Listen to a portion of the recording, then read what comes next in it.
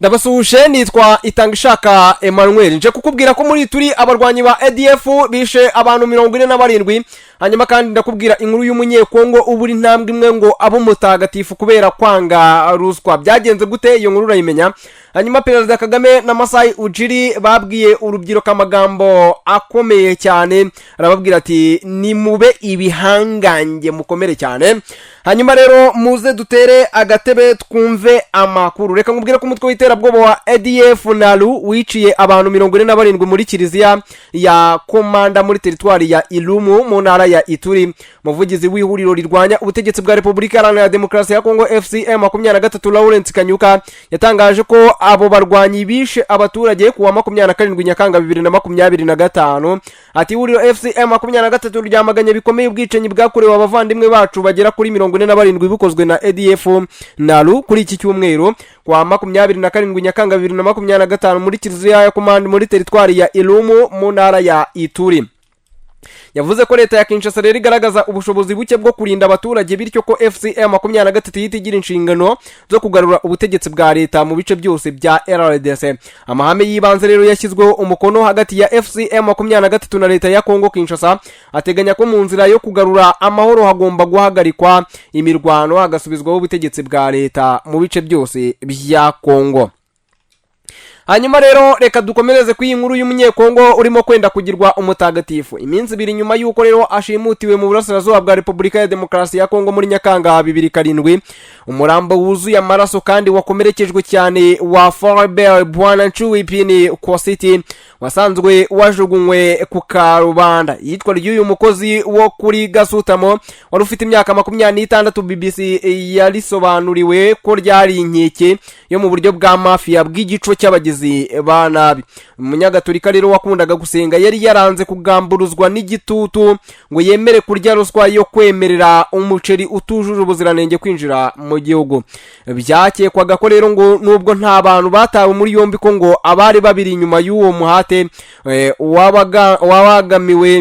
wabangamiwe wo kwinjiza uwo muceri aribo bategetse ko yicwa bikorwa bya Floribert ahantu ruswa yari yarabaye akamenyero byatewe rero n'ukwemera kwe Kiliziya Gatolika rero yabonye ko ngo urwo rupfu rwe rwatewe no kutemera guhara cyangwa se kureka indangagaciro ze za gikristo kubw'amafaranga nuko mu mwaka ushize imugira wahowe Imana ibyo bikaba rero bijyanye n'igikorwa cyo kumwigaho ngo imugira umutagatifu muri Kiliziya Gatolika mutagatifu abari intangarugero y'ubuzima bwa gikristo ndetse abari umuntu ufatwa nk'intwari y'ukwemera binyuze mu bikorwa bye bidasanzwe bya gitware ubu nyuma yo kugirwa umuhire mu muhango wabereye i Roma mu kwezi gushize kwa Kamena harabura intambwe imwe ngo agere kuri urwo rwego kugirwa umutagatifu cyangwa se canonization ni urugendo rero rurerure rimwe na rimwe rero rushobora no kumara imyaka za 100 cyangwa se ibinyejana rukabamo kugaragaza ibimenyetso birambuye ndetse no kujya impaka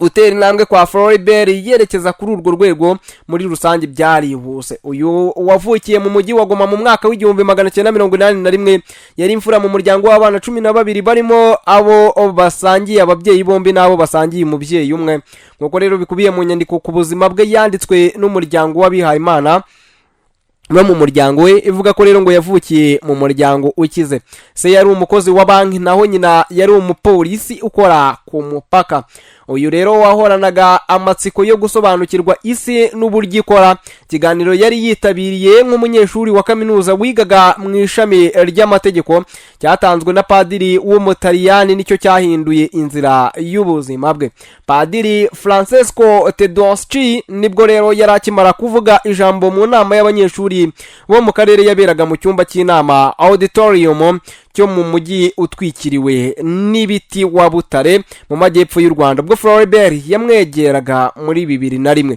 abanyeshuri bari bateranye ngo bungurane ibitekerezo ku kuntu ubuzima bumeze mu karere k'ibiyaga bigari padiri yari yabagejejeho rero ijambo mu izina ry'umuryango wa Saint Gideon ugizwe rero n'abarayiki ndetse n'abihaye Imana wiyemeje gukora ibikorwa bijyanye n'imibereho myiza y'abaturage padiri Tedeschi yashishikarije abo banyeshuri turi kuyoboka iyogeza butumwa. Padiri yabwiye BBC ati iryo jambo ryakoze cyane kuri Floribert hamwe n'izindi nshuti ze bari bazanye bavuye i Goma.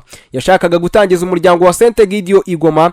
Yari umusore wuzuye umunezero, wifuzaga kuba ingirakamaro ku isi, wifuzaga guhindura ibyo yabonaga bimukikije bitagenda. Floribert yashengurwaga cyane n'ubuzima bw'abana bo mu muhanda banazwe nka mayibobo, ndetse yanageragezaga kugira icyo abakorera mu mikoro ye bwite. Yajyaga yita rero kuri bamwe muri bo akabafasha kujya mu ishuri cyangwa se akabafasha kwigira. Hanyuma rero uwo mujyi icyo gihe cyo kimwe n'uwo wari warashigishwe n'intambara mu karere, ndetse n'ubwo ari mu gace gakungahaye ku mabuye y'agaciro, abantu benshi rero bagorwaga no kubona amaramuko.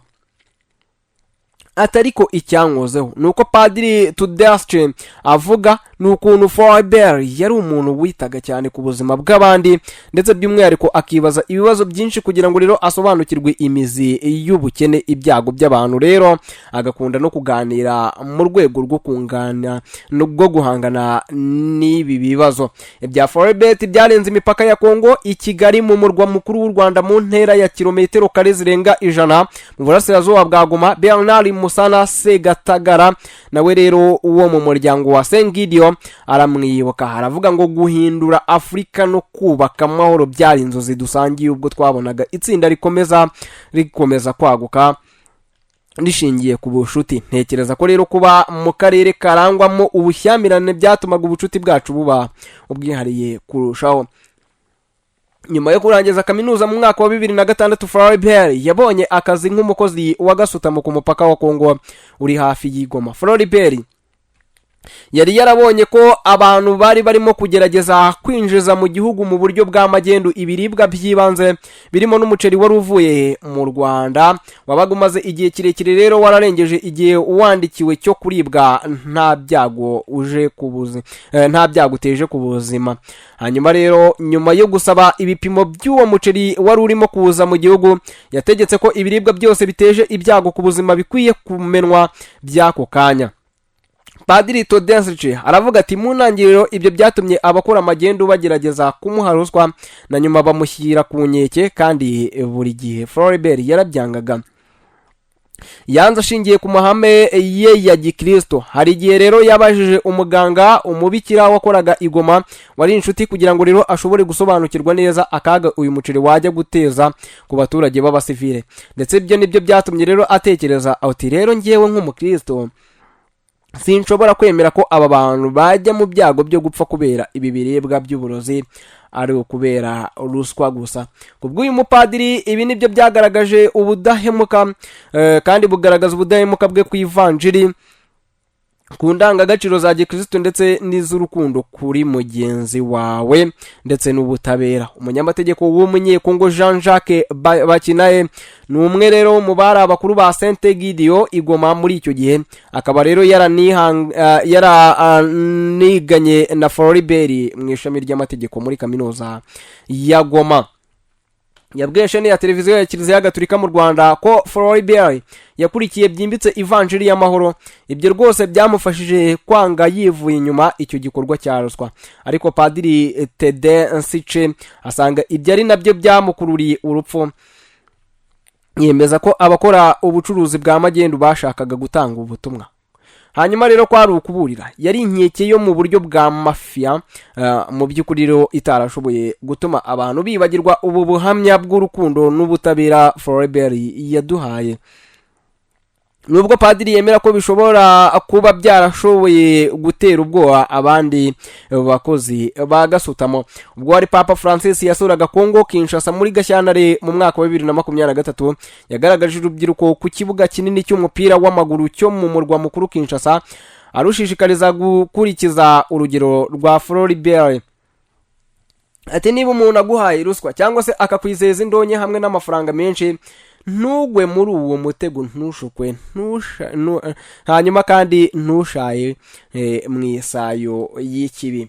Ndetse nyuma yuko uwamusimbuye Papa Leo wa 14 ayoboye umuhango wo kumugira umuhire wabaye muri Kamena uyu mwaka, yatangaje ku mbuga nkoranyambaga X ko ubuzima bwa Floribert bwagaragaje ukuntu urubyiruko rushobora kuba umusemburo w'amahoro, bisobanuye ko umusanzu warwo ushobora kwiyongera kurushaho. Ubu nyuma y'uko rero cyangwa se nyuma y'uwo muhango Floribert afite ijambo umuyire ribanziriza izina rye, ariko ntibizwi neza igihe bizafata kugira ngo ashobore kwitwa umutagatifu. Ikigomba kubaho rero mu gihe kiri imbere nuko igitangaza gikenewe kwitirirwa amasengesho yo kwiyambaza Floribert. Padiri Todensice avuga ko abantu bahanze amaso ibimenyetso by'igitangaza akenshi biba bifitanye isano no gukurikira indwara. Hagati aho ubuzima bwa Floribert buzakomeza kubera urugero abakristo gatolika. Hanyuma rero turi kugenda twihuta tugana ku musozo w'amakuru yacu. Reka nkubwire ko Perezida Paul Kagame na Masai Ujiri wahoze ari perezida w'ikipe ya Toronto Raptors yo muri Canada babwira urubyiruko rwa Afurika rubarirwa mu bihumbi ruteraniye i Kigali amagambo yo kurushishikariza guteza imbere uyu mugabane ndetse no gukora ibikorwa birugira ibihangange. Bamwe muri urubyiruko bavuga ko ngo igikorwa nk'iki ari amahirwe kuri bo, nubwo ngo hari ibyibanze urubyiruko mu gihugu bya Afurika ruba rukeneye ngo ruhangure ubuhangange rwifitemo. Hari mu gikorwa rero cyo gutangira iserukiramuco rya Giant of Africa Festival ribereye mu Rwanda ku nshuro ya kabiri ku mugoroba wo ku cyumweru. Urubyiruko rugera kuri 400 rero ruvuye mu bihugu 20 bya Afurika rwatumiwe rukiyongera kuba mu Rwanda bitabiriye.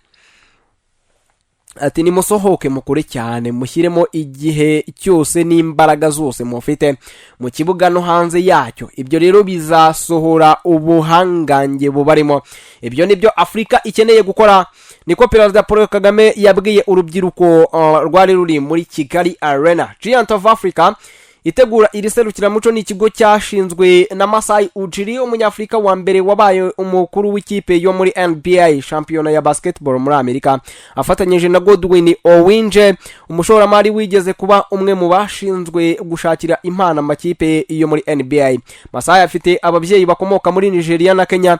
Yabwiye urubyiruko rero rwari ruteraniye muri Kigali Arena ko rero ngo rugomba kugira inzozi nini cyane ariko zishingiye ku mugabane wa Afurika ndetse no gukora cyane ngo ruzigereho.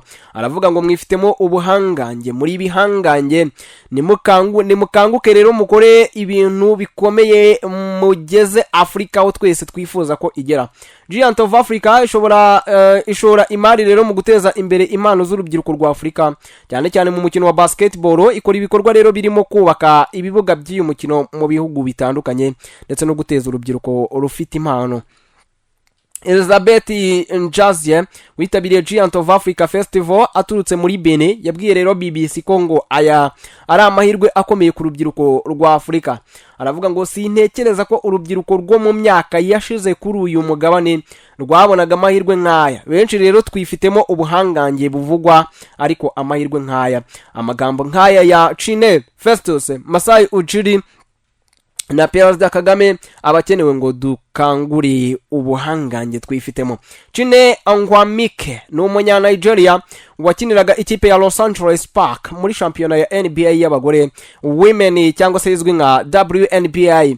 Ubu rero wakira ibiganiro akanavuga ku mikino ya NBA irimo kuba. Festus Ezeri ni umunya-Nigeria wakiniye ikipe ya Golden State Warrior muri NBA kandi watwaye igikombe cy'iyo shampiyona muri 2015 ari kumwe na Warrior, nawe rero wahawe umwanya mu gutangiza Giant of Africa Festival.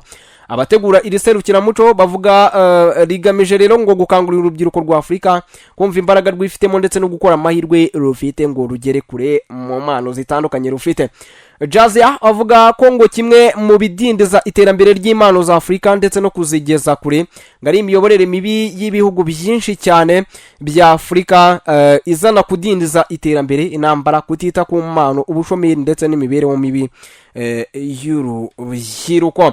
Jazie ati ni byiza ko urubyiruko rwa Afurika dukangurirwa gukora cyane ngo dukangure ubuhangange twifitemo, ariko abategetsi b'ibihugu nabo bakwiye kumenya ko tubafiteho cyangwa se tubatezeho byinshi, tubatezeho guha ibihugu byacu umugabane wacu ibituma natwe ibyo tubishobora.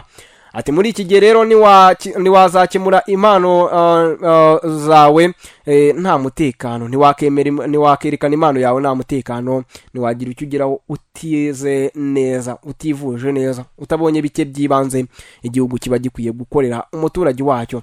Nibyo natwe rero dusaba abategeka ibihugu byacu. Giant of Africa Festival yatangijwe ku cyumweru, izarangira rero kuwa gatandatu w'iki cyumweru. Twatangiye aho rero abayitabiriye bazakora ibikorwa bitandukanye birimo imikino, ibiganiro byo guhuzwa ndetse no kumenyana, ibiganiro byo kubabera intangarugero, muzika ndetse n'ibindi. Mu byamamare byitezwe kuboneka muri iki cyumweru kiri serukiramuco harimo umuhanzi Ayra Star, umunya-Nigeria wavukiye muri Benin, uzwi cyane mu ndirimbo ze zakunzwe nka Lashe ndetse na Commerce.